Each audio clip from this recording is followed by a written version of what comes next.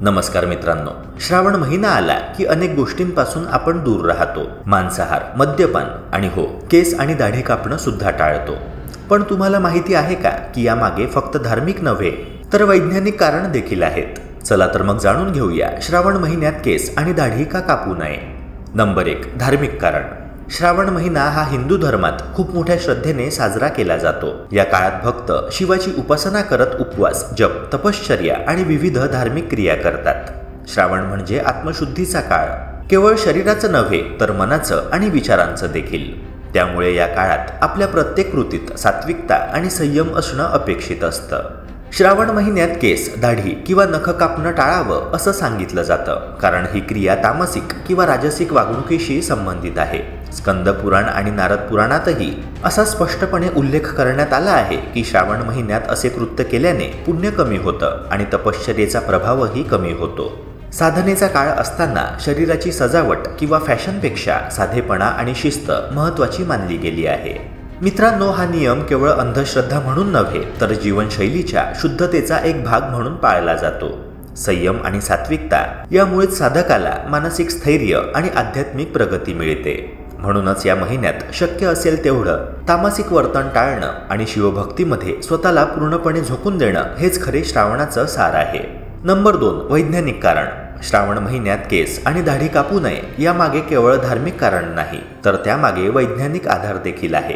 पावसाळ्याच्या काळात हवामान खूप दमट असतं. अशावेळी आपल्या त्वचेवर बॅक्टेरिया आणि फंगल इन्फेक्शनचा धोका अधिक वाढतो.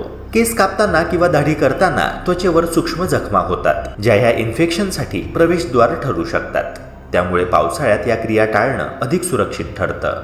त्वचारोग तज्ज्ञ देखील सांगतात की पावसाळ्यात ब्लेड, कात्री यांसारख्या धारदार वस्तूंमुळे त्वचा अधिक सेन्सिटिव्ह होते. परिणामी फंगल इन्फेक्शन, ॲलर्जी, लालसरपणा किंवा खाज येण्याचा धोका वाढतो. विशेषतः ज्यांची त्वचा आधीच सेन्सिटिव्ह आहे त्यांनी या काळात अधिक काळजी घ्यावी. म्हणूनच धार्मिक शास्त्रात जे सांगितलं आहे त्यामागे आरोग्य दृष्टिकोनातूनही महत्त्व आहे. याशिवाय नैसर्गिक दृष्ट्याही पावसाळ्यात केस आणि दाढीचा वाढीचा वेग थोडा कमी होतो. या काळात केसांना विश्रांती मिळते आणि जर कट किंवा शेव्हिंग टाळलं तर त्यांची घनता टिकून राहते, म्हणजेच केसांची नैसर्गिक ताकद आणि रचना सुधारते. म्हणूनच हा काळ संयमाने आणि निगा राखून घालवणं हेच आरोग्य दृष्टिकोनातून योग्य आहे. नंबर 3, आत्मशुद्धीचा काळ. श्रावण महिना हा केवळ उत्सवांचा काळ नाहीये तर एक प्रकारचा आत्मशुद्धीचा आणि साधनेचा काळ मानला जातो. हा महिना महादेवाचा अत्यंत प्रिय असून यामध्ये संयम, सेवा, व्रत आणि ध्यान यांना खूप मोठं महत्त्व दिलं जातं. म्हणूनच श्रावण महिन्यात जास्त करून भक्त आपल्या दिनचर्येत जप, ध्यान आणि पूजन यांना अग्रक्रम देतात. आणि मित्रांनो, यात साधनेचा भाग म्हणून केस, दाढी किंवा शरीर शोभा यांकडे जाणून बुजून दुर्लक्ष केलं जातं, कारण बाह्य सौंदर्यापेक्षा आंतरिक शुद्धतेला अधिक महत्त्व देणं हेच या काळाचं मुख्य तत्व आहे. व्रत, उपवास आणि ध्यान यामध्ये एकाग्रतेसाठी शरीर सौंदर्याच्या गोष्टींपासून दूर राहणं हे एक प्रकारचं त्यागाचं प्रतीक मानलं जातं. म्हणूनच अनेक साधू, संत आणि भक्त या काळात केस आणि दाढी वाढवून ठेवतात. हा एक प्रकारचा बाह्य त्याग असून त्यामुळे आपलं लक्ष आपल्या अंतर्मनावर केंद्रित होतं. यामागे हेतू असा असतो की जेव्हा आपण शरीर शोभेच्या गोष्टींपासून दूर जातो तेव्हा आपली साधना अधिक गहन आणि प्रभावी होते. अशा प्रकारे श्रावण महिना आत्मानुशासनाचा आणि आध्यात्मिक उन्नतीचा मार्ग दाखवतो. नंबर 4, काही अपवाद आणि उपाय.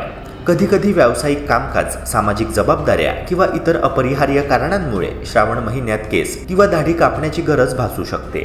अशावेळी दोष न वाटता शांत मनाने महादेवाची क्षमा मागावी, कारण भगवंत केवळ कर्म पाहत नाहीत तर भावना आणि पश्चाताप देखील पाहतात. या क्षमा याचनेनंतर दुसऱ्या दिवशी महामृत्युंजय मंत्राचा जप केल्यास झालेला दोष निवारण होतो असे पुराणांमध्ये नमूद आहे. शेवटी श्रावण महिना हा फक्त नियमांचं पालन करण्यापुरता मर्यादित नाहीये तर तो आपल्या मन, शरीर आणि आत्मा यांना शुद्ध करण्याची एक सुंदर संधी असते. आपण जेव्हा संयम, साधना आणि शिवभक्तीत आपलं मन गुंतवतो तेव्हा त्या काळाचा खरा लाभ घेतो. म्हणून शक्य असेल तर या पवित्र महिन्यात केस आणि दाढी कापणं टाळावे आणि आपली ऊर्जा शिवभक्तीत केंद्रित करावी, कारण हेच खरे आध्यात्मिक साधनेचं सौंदर्य आहे. जर हा व्हिडिओ माहितीपूर्ण वाटला असेल तर नक्की लाईक करा, शेअर करा आणि चॅनलला सबस्क्राईब करायला विसरू नका.